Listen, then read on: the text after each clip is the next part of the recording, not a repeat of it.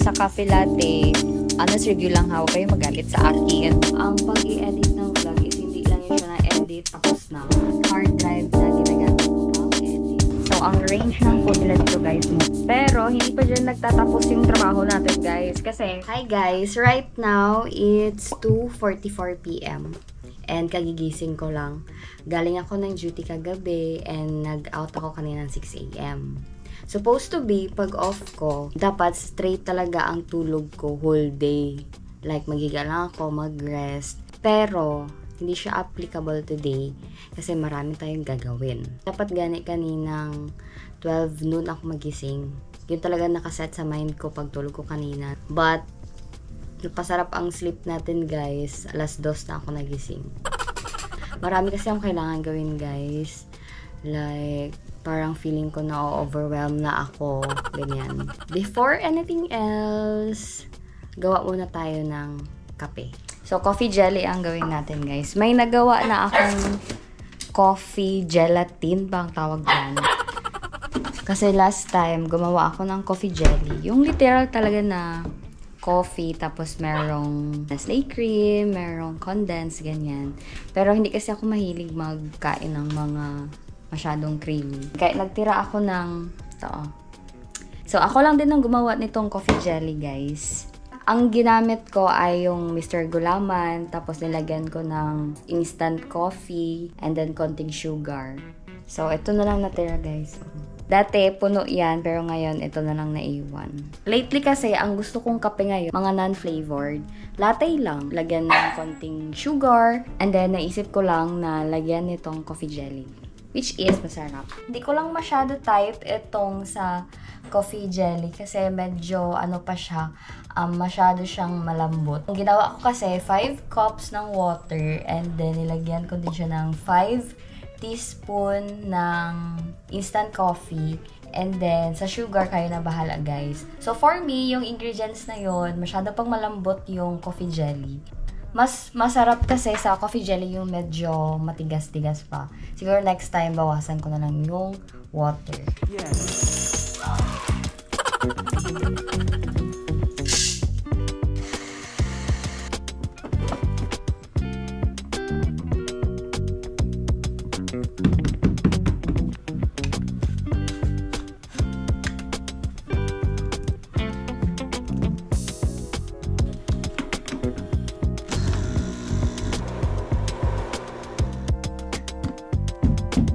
So, ito na yung coffee jelly natin, guys. Kuha lang tayo ng konti lang. Ito, mamaya sa taas. Then, lagyan natin ng sugar.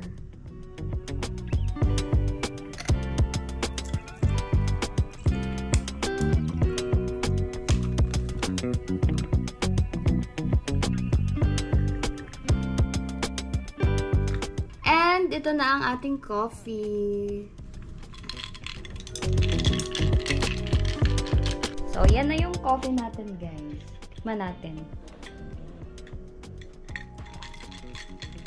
Mahilig kasi ako sa ano, guys. Alam mo yung pag, for example, sa ice cream, gusto ko may peanut. Yung meron kang nguya-nguyain, ganyan. Pero sa kape, ngayon lang ako nahilig sa coffee jelly. Lingaw. Lingaw lang siya inumin kaya meron kang kainin na jelly, diba? Next natin na gagawin ay proceed tayo dun sa pinaka-first na kailangan ko gawin. Char, ulit-ulit, gawin.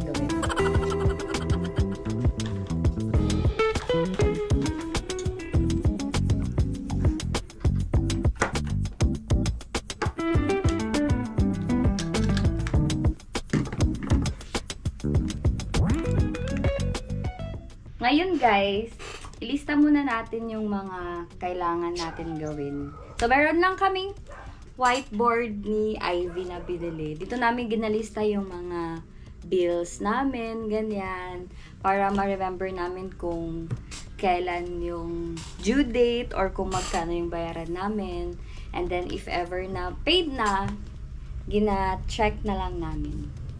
So, dito sa likod, sulatan natin ang mga kailangan kong gawin. Actually, hindi man ganun karami ang kailangan kong gawin. Feel ko lang kasi na-overwhelm ako kasi ginaisip ko siya na mag-edit pa ako, mag-ganito, mag-ganyan.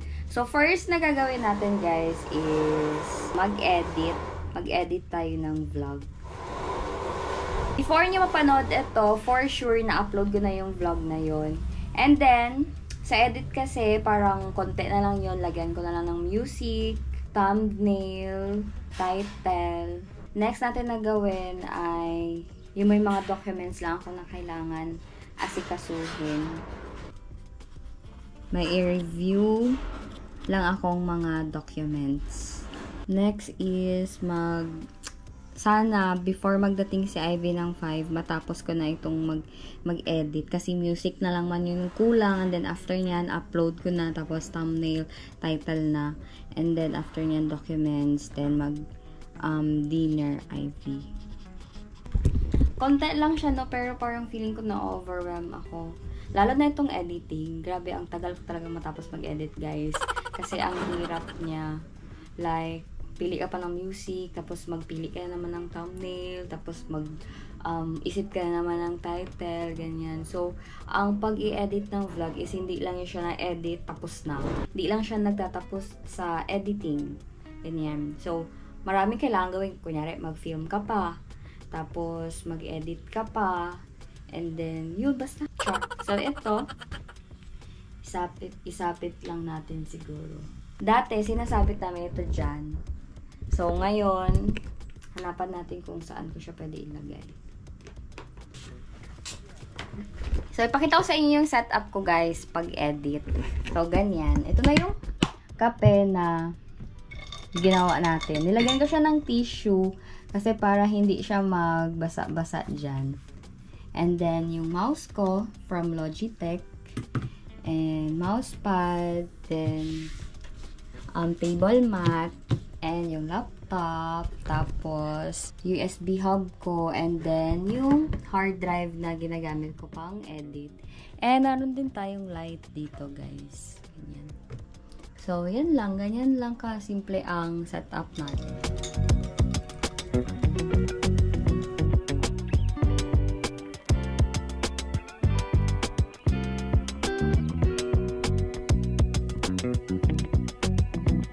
Guys, it's 5:21.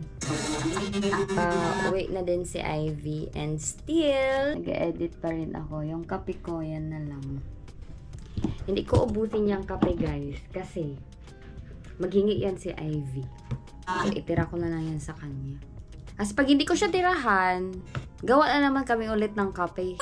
Hindi naman kami makatulog. Sige na naman kami tawa niya na mayang gabi. So, yun, nag-edit pa rin ako ngayon, guys. Hindi ko pa natapos. Pero, parang polishing na lang.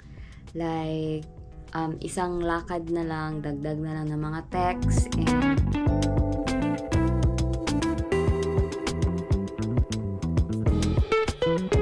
dyan na si Ivy.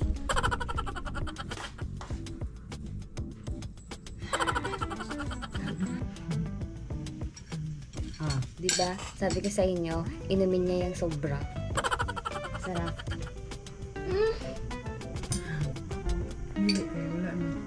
So, doon no. Hi, guys. Hindi pa ako tapos nag-edit, pero labas muna kami ni Ivy magkain. Malapit lang dito sa amin. Malapit lang. Like, dyan lang.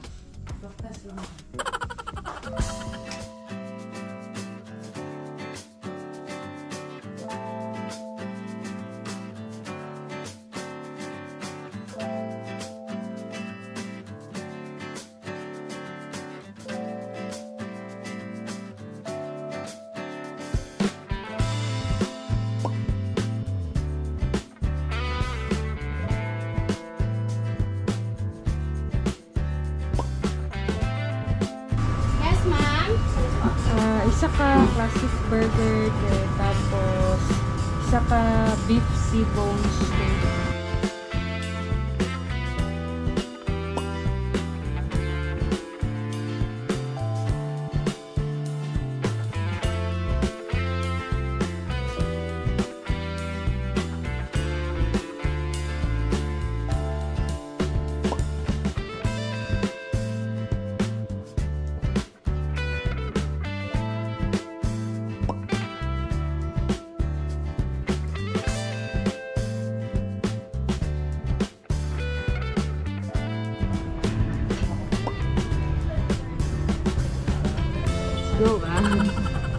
guys, dito na pala kami sa Sam and Dean.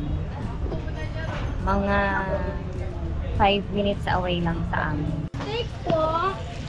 Thank you. Ma'am, basta na pa mo kailangan na condiments na sa pitas table. Thank you, thank you po.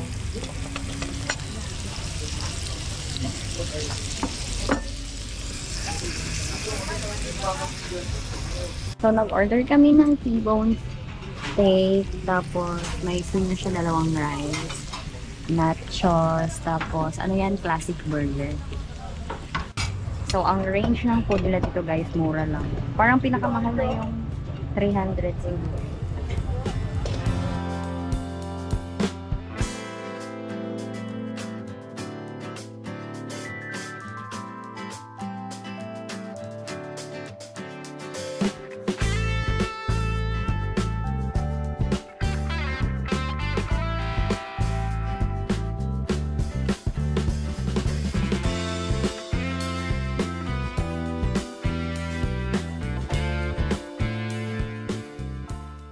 After namin sa Sam and Dean, umuwi din kami kaagad, and that's me doing my night skincare routine. It is the hyaluronic acid serum from The Ordinary.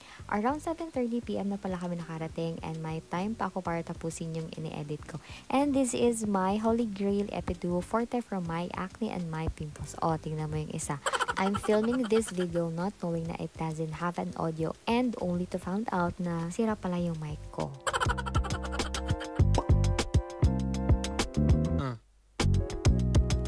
Tapos na tayo nag-edit guys. Nag-render na lang siya. Ginasave ko na lang. Ayan o. Kita nyo ba? Ayan o yung bilog yan. Nag-render na. Pero hindi pa dyan nagtatapos yung trabaho natin guys. Kasi after mag-edit, after mo ma-save, syempre gawa ka na naman ng thumbnail. Tapos mag-isip ka na naman ng mga title, ganyan. So, probably bukas, ma-upload ko na ito. Sana. And then, after ko ma-upload yan, kayo naman yung i-edit ko. Then, ano oras na? Alas 10 na, guys. Sanay na tayong magpuyat, guys. It is now 12 AM. And, hindi pa ako tapos sa pag-upload. Ito na siya, guys. Meron pa akong 38 minutes left na natapos ko na siya edit, and then na-save ko na. Tapos ngayon, gina-upload ko na lang sa YouTube channel ko. Tapos, processing pa siya ng 4K. Meron pa akong 38 minutes left. Sana bukas ma-publish ko na. And then, mag-start naman tayo edit ng panibagong vlog. So, 36 minutes left, guys. Konting tiis na lang, makasleep na tayo. Yung video ko kanina sa skincare ko, walang audio. It's 12:50 AM.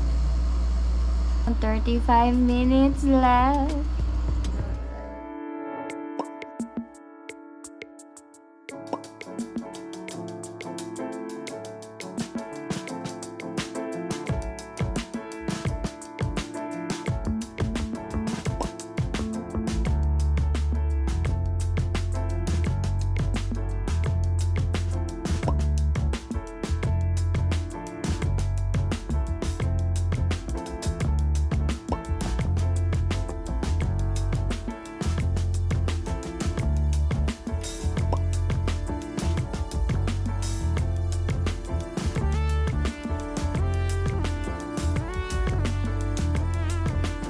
Lipat kami guys kasi it's raining. Malawak man dito, na maganda dito guys. If ayaw mo ng maraming tao, maganda dito. May lamok lang. Walang tao guys, pero may lamok. Pili ka, anong gusto mong kasama? Tao o lamok? Tahimik lang dito guys. And saan kayo ito? Sa Kalumpang. Ang name ng place na ito ay Pasyo by Brew Culture. Nakapunta na kami doon sa main nila, doon sa may city lang banda. And tikman natin kung pareho lang ng lasa.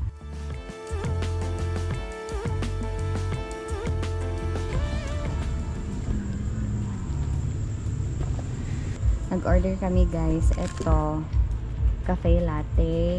Ito, French vanilla na blended coffee base. Ha? Coffee base pero hindi lagi siya coffee.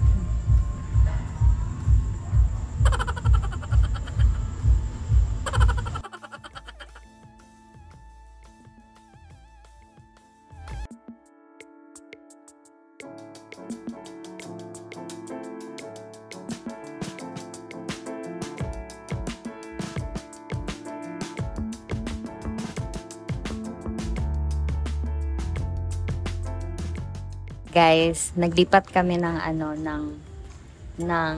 location. Charot, naglipat kami ng location kasi ulan. Ikaw, anong masasabi mo? Lami. So far, masarap yung kanilang pasta. Ay, yung in-order namin is chicken alfredo. Yung kape, yung sa cafe latte, honest review lang ha, huwag kayo magalit sa akin. Kanya-kanya man tayo ng taste buds. Coffee latte, medyo siyang malabnaw. Parang kulang pa siya sa coffee or baka natunaw lang yung ice. But yung French vanilla na cream base, masarap. Tapos nung hinaluan na namin siya ng double shot ng espresso, mas masarap. So kung dito ka lang sa Kalumpang area, punta ka na dito. Kasi tahimik, solemn kasi walang tao. Malakas din ang kanilang wifi. So, if nagtatrabaho ka, work from home, ganyan, pwede ka dito. Walang storbo. Tapos malaki ang space nila guys. Meron din sila sa loob, meron din sila dito sa labas. And may mga socket, mga saksakan.